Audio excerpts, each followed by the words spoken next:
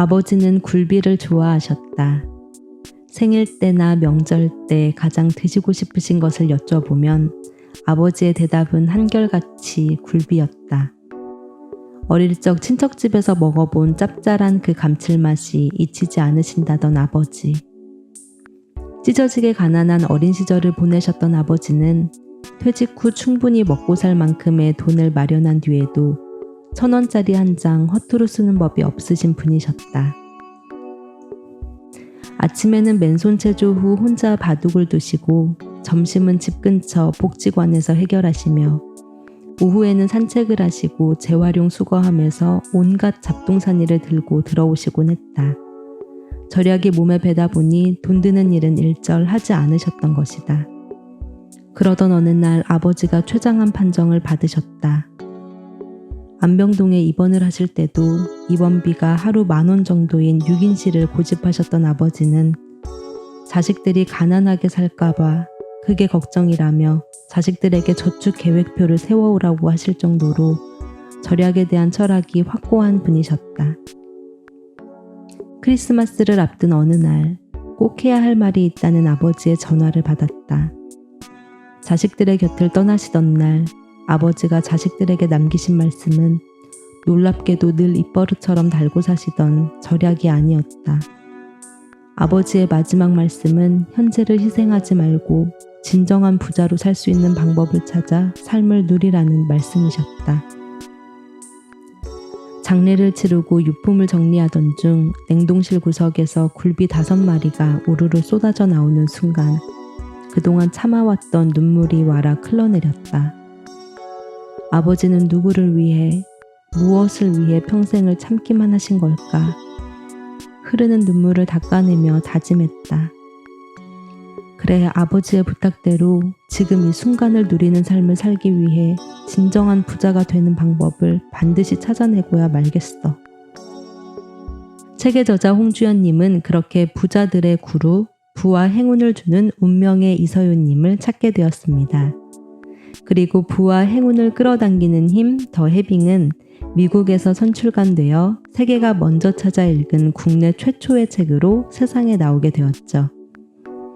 7살에 운명학에 입문하고 고등학교 시절부터 오랜 기간 경제계 리더들에게 자문을 해오며 부자들의 귀한 비밀이 된 부자들의 구루 이서윤님. 부자에서 가난한 사람까지 그녀가 30년 동안 10만 명의 데이터를 분석하여 밝혀낸 부와 행운의 비밀이라는 해빙은 과연 무엇일까요?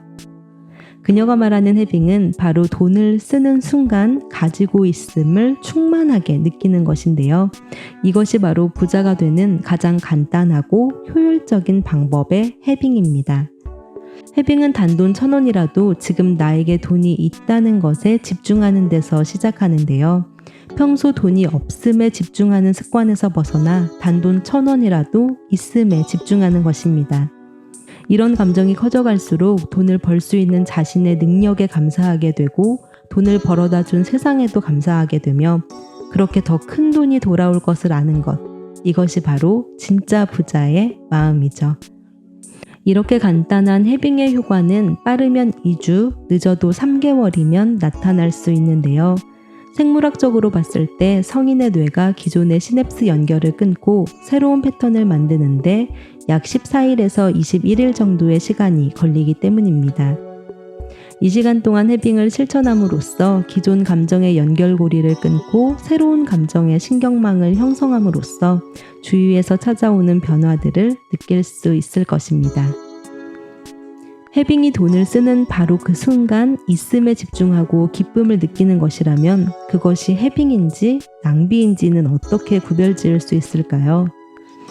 소비를 할 때 그 지출이 해빙인지 낭비인지를 쉽게 구별할 수 있는 방법은 바로 해빙 모션을 이용하는 방법인데요.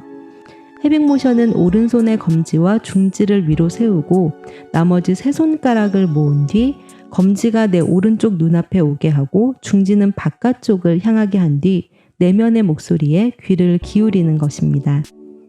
내면의 목소리에 귀를 기울임으로써 해빙의 핵심인 편안함을 느낄 수 있다면 그 소비는 낭비가 아닌 진정한 해빙으로 볼 수 있는 거죠.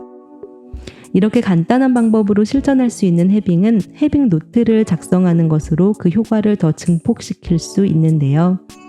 나는 가지고 있다로 지금 자신에게 있는 것을 적고 나는 느낀다로 자신의 감정을 표현하는 것입니다.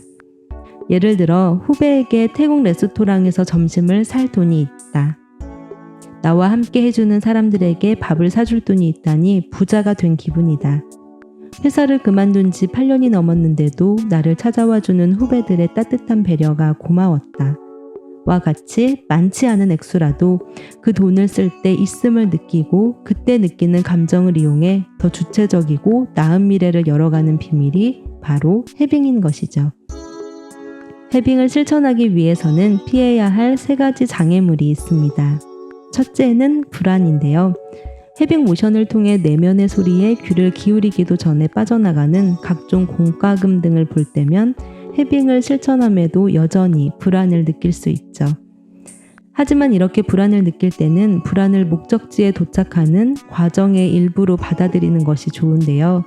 그렇게 하면 그것을 떨쳐내기 위해 과장스러운 행동을 하지 않을 수 있고 조바심을 내도록 두고 영혼이 이끄는 대로 행동하다 보면 자연스럽게 다시 행운을 끌어올 수 있기 때문입니다.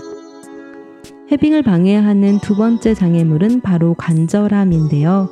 간절히 원하는 마음은 이미 결핍에 집중하는 것이기 때문에 있음에 집중해야 하는 해빙과는 공존할 수 없는 마음이기 때문입니다. 해빙을 방해하는 마지막 장애물은 고정관념인데요. 고정관념은 사람을 특정 감정에 얽매이게 해서 조금만 고개를 돌리면 볼 수 있는 새로운 문을 볼 수 없게 만드는 해빙의 강력한 방해물입니다.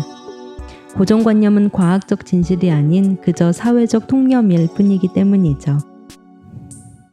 처음 이 책이 출간되고 얼마 지나지 않아 이 책의 소개를 읽던 저는 점성하기니 운명하기니 하는 평상시 제가 부정적인 감정들을 갖고 있던 단어들만을 보고 이 책을 읽지 않기로 결정했었는데요.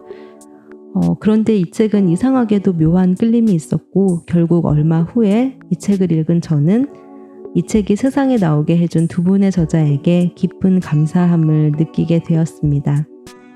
한국에서 프리랜서로 일하며 보통의 직장인보다 더 적은 시간 일하고 더 많이 벌 때조차 있음이 아닌 없음에 초점을 맞추며 얼마나 많은 부정적인 에너지를 만들어냈는지 그리고 그 에너지가 지금까지 나에게 어떤 영향을 미쳤는지를 오롯이 바라볼 수 있는 시간들을 제시해 주었기 때문이죠.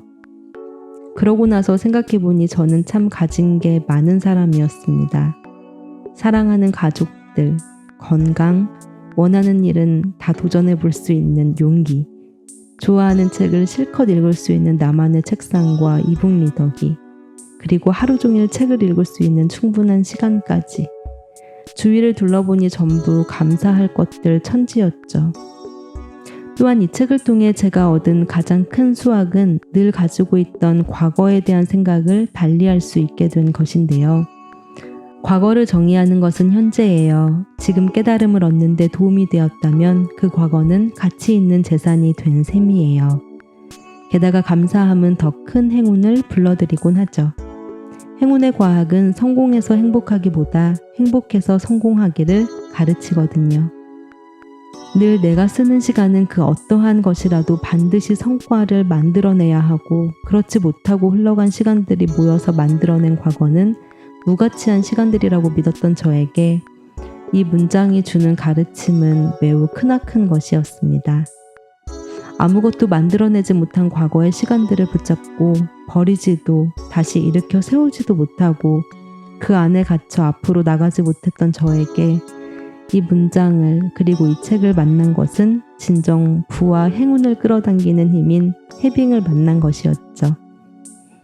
따뜻한 위로와 용기를 전해주며 부와 행운의 출발선으로 여러분을 안내할 단 한 권의 책 해빙을 여러분들께서도 꼭 한번 만나보셨으면 좋겠습니다.